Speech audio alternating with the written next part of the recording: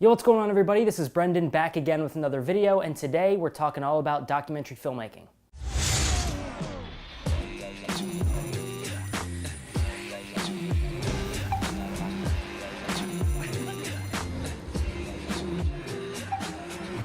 So nowadays, filming as a one-man band or filming in a small crew where you're the only camera operator is a very, very common thing. I myself do it all the time, even with the Red that I'm shooting this on right now. For those of you that don't know, I shoot a lot of documentaries in my career. Documentaries aren't the only things I do. I do commercials, narratives, music videos even, but documentaries are a lot of what I film. And even with the Red Scarlet W, which is the camera that I own and operate, I still operate as a one-man band very often, and I operate in small crews where it's just like a director, me as a camera operator, an audio guy, maybe sometimes I'll have an assistant, and we're just running gunning. So the question is, what do you do when you're a single camera operator and you're filming a documentary?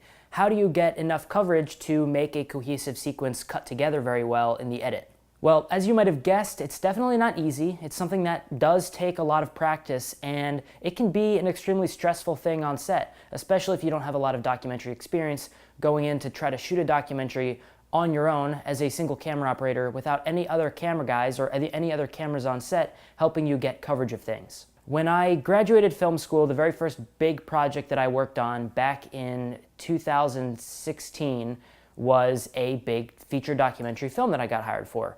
And I was the only camera operator. I was pretty much hired to direct and shoot and edit and make this entire thing. However, I was really, really lucky that before I went on to film that first documentary project, I had somebody really, really good to ask advice from.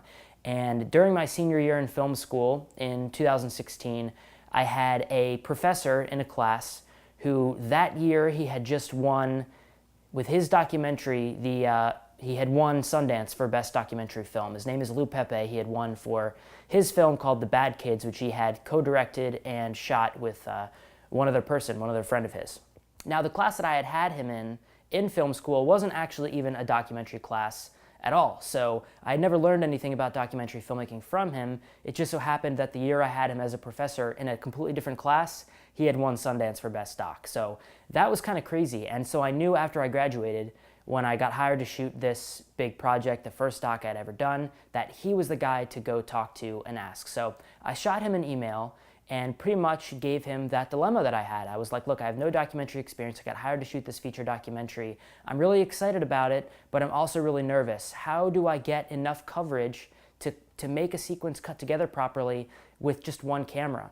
And the real trouble with that is when you have these docs, if you're kind of a fly-on-the-wall filmmaker, you have things that happen once and they don't happen again. You have conversations where somebody might say something important and you're not filming them. How do you get the proper type of coverage to tell the story the way it needs to be told? You might miss things that aren't repeatable that you can't get again.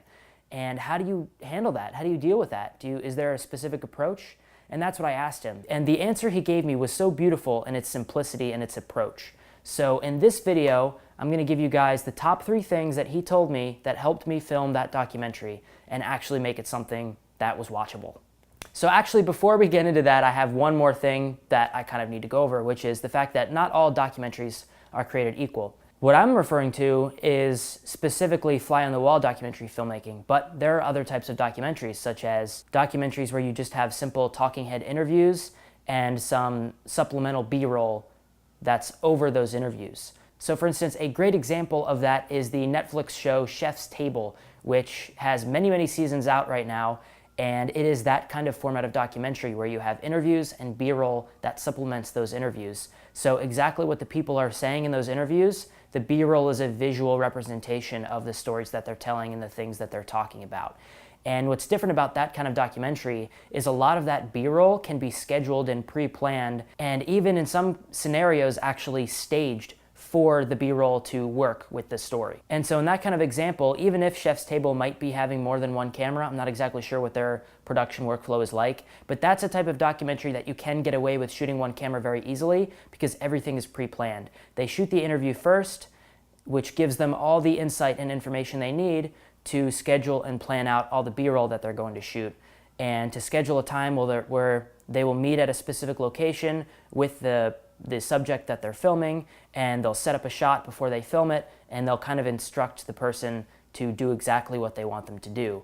Another format of documentary that you could shoot instead of fly on the wall is what I kind of call like the History Channel documentary, where again you have interviews, or maybe instead of interviews you have narration, and the B-roll is all reenactments of historical events and found footage type stuff.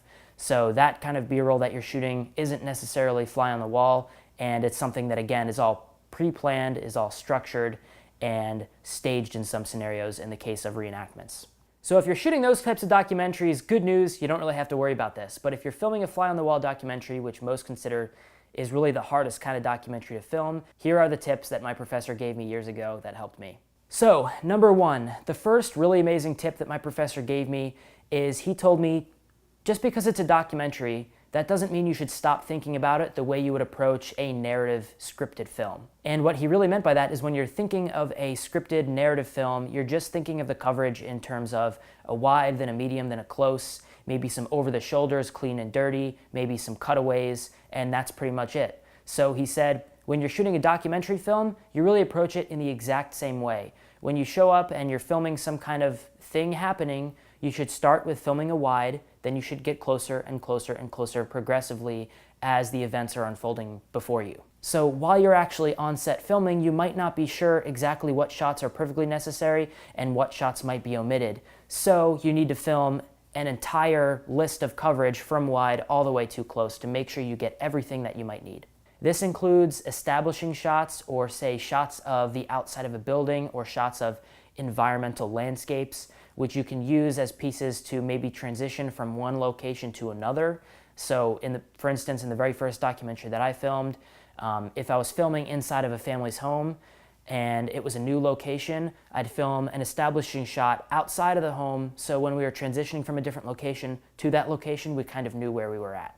A good tip for this is, in your phone, put down a checklist of every single type of shot you need that you get at every single location.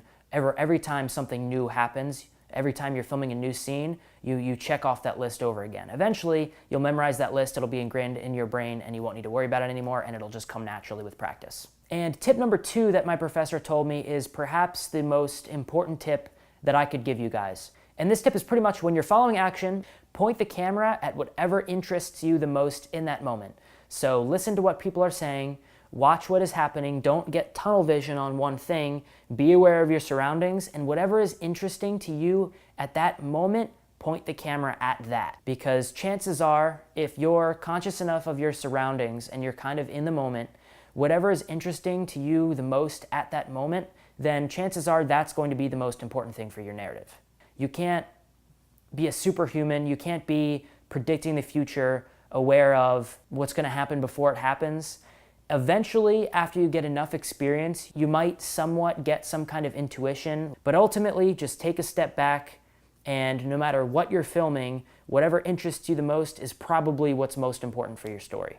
And tip number three is, when you're filming conversation specifically, don't forget about getting reaction shots. A lot of the time, if you're filming conversation and you're listening to tip number two, which is point the camera at whatever's most interesting to you, you might get in the habit of panning from one person to another, back to the other person, back to the other person, as you're listening to them talk. And just like the ping pong effect of looking at one person when they're speaking and looking at the other person when they're speaking. The problem with this is, if you're not getting reaction shots of what those people are saying, it gets really hard to chop a conversation up into the most important bits, or to shorten what might be a very long conversation into a short conversation that's very concise and to the point. On one hand, don't get too caught up with what people are saying. On the other hand, listen to what they're saying, and if you hear a part that you don't think is that important, use that as an opportunity to get a reaction shot instead of filming the person who's talking. So those are my top three tips when it comes down to get a coverage just like you would in a narrative film, follow the action or a conversation to whatever interests you the most, and don't forget reaction shots during conversation scenes. Those top three tips are really going to help you create the illusion as a single camera operator that there are multiple cameras filming this documentary. And I can guarantee you guys that that is the best way to approach filming a fly-on-the-wall type of documentary shoot. So that's pretty much all the tips that I have to give you guys today. I hope that helps you out in your next documentary shoot. If you're filming a documentary coming up and you use these tips. Let me know how it works out for you. Let me know if you have any other questions about documentaries or any other kind of filmmaking related stuff or cinematography related stuff in the comments below, or you can send me a private message, whatever works for you guys. Don't forget to hit subscribe. Don't forget to follow me on Instagram, and I will catch you guys in the next one. Thanks so much.